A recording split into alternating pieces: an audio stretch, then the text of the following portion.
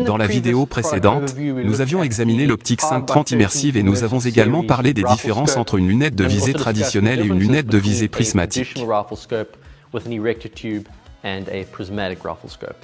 Dans cette vidéo, nous regarderons les versions 1040 et 1450 et parlerons de ce qui les rend si différentes de la 530. Si vous voulez savoir ce qu'est un optique prismatique et pourquoi il est si court, regardez le lien dans la description. Nous regroupons ces deux optiques car ce sont les mêmes avec différents grossissements, et ils sont également totalement différents du 530.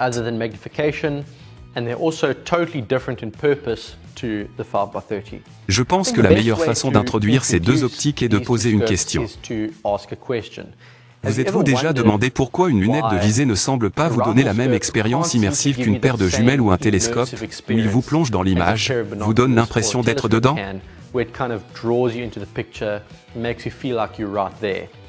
Eh bien, la raison en est que les lunettes de visée doivent être conçues avec un dégagement oculaire assez long. Pour éviter la situation où vous tirez avec une arme à gros recul et qu'elle vous frappe droit dans l'œil et vous vous retrouvez avec un joli croissant sur le front. Nous y sommes tous passés. C'est une caractéristique nécessaire pour la plupart des lunettes de visée, mais malheureusement, le fait d'allonger le dégagement oculaire réduit le champ de vision dans la conception de l'optique. Mais avec une arme à air comprimé ou à percussion annulaire sans recul, vous n'avez pas besoin de cet écart de sécurité. Eh bien, c'est tout le concept derrière les lunettes de visée immersive des séries 1040 et 1450. Avec ce dégagement oculaire réduit, nous sommes en mesure d'obtenir jusqu'à 4 fois le champ de vision d'une lunette de visée traditionnelle. Pour illustrer ce que cela représente réellement, comparons le champ de vision de la série immersive 14x50 à l'Helix HDLR216, à zoom 16 fois, et à l'Helix 416 premier plan focal, à 16 fois également. And to the 4 to 16 helix first focal plane at 16 times. Voici le résultat. Les deux hélix sont assez similaires, comme vous pouvez le voir, mais l'immersive ouvre simplement un tout nouveau monde et vous donne une vision périphérique inégalée sans perte de grossissement. Maintenant, comparons cela à la 416 à zoom par 4. Le 1450 a en fait plus de champ de vision que l'hélix à 4 fois. Donc, vous obtenez le meilleur des deux mondes. Vous obtenez le champ de vision que vous obtiendriez d'une lunette traditionnelle au zoom minimum, mais vous obtenez ce détail que vous obtiendriez au plus fort grossissement sans avoir plein de lentilles, sans avoir de pièces mobiles et sans avoir à jouer avec votre bague de zoom. Examinons donc de plus près ces deux modèles et examinons rapidement leurs fonctionnalités. L'une des premières choses que vous remarquerez est la forme. Ils sont compacts et légers. Vous remarquerez également que les supports sont réellement inclus, et ce sont des supports réglables en inclinaison. Ainsi, vous pouvez obtenir jusqu'à plus ou moins 80 MOA ou 24 milliradians avec ce montage, ce qui augmente considérablement la distance de tir sans avoir à utiliser votre réticule, ce qui est dingue.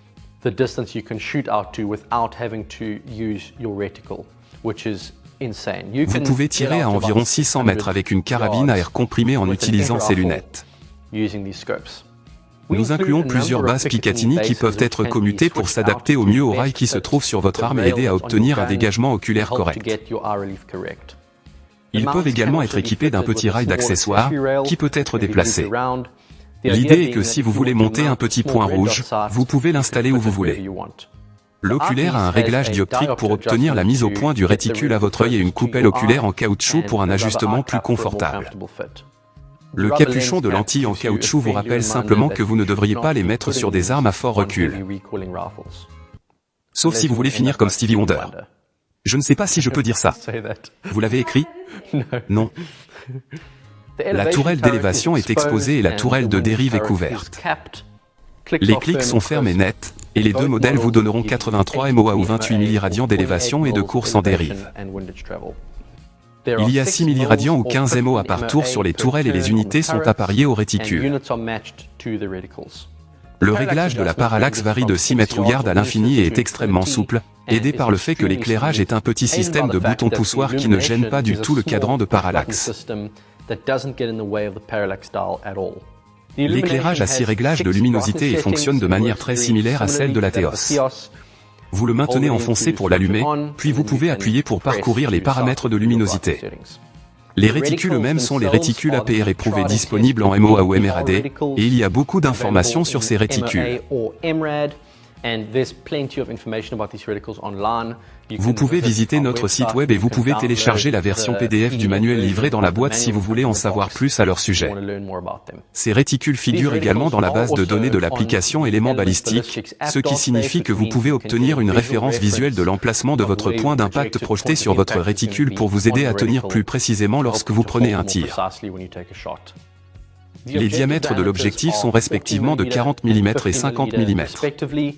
Et ce sont des lentilles en verre ED, qui apportent une image brillante et une aberration minimale, afin que vous soyez facilement en mesure de distinguer les détails fins.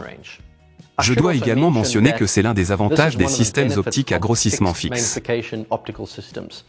Non seulement il y a moins de pièces mobiles, ce qui rend l'ensemble de l'unité plus fiable et moins susceptible de se briser, mais cela la rend moins chère à produire, mais cela signifie également que la lumière doit voyager à travers moins de lentilles, ce qui augmente votre clarté optique et augmente votre transmission de lumière. Pour protéger les lentilles à l'avant, nous avons inclus des capuchons à bascule. Ceux-ci sont magnétiques, donc ils se ferment bien, et ils sont également sans rappel, ce qui permet de les maintenir en position, peu importe où vous voulez les mettre. Et cela, mesdames et messieurs, est un aperçu des lunettes de visée prismatique 10-40 et 14-50 éléments immersive série.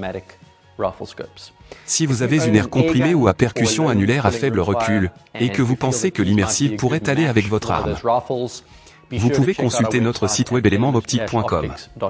Il y a plein d'informations dessus, des fiches techniques. Cela vous aidera. Merci d'avoir regardé. À bientôt.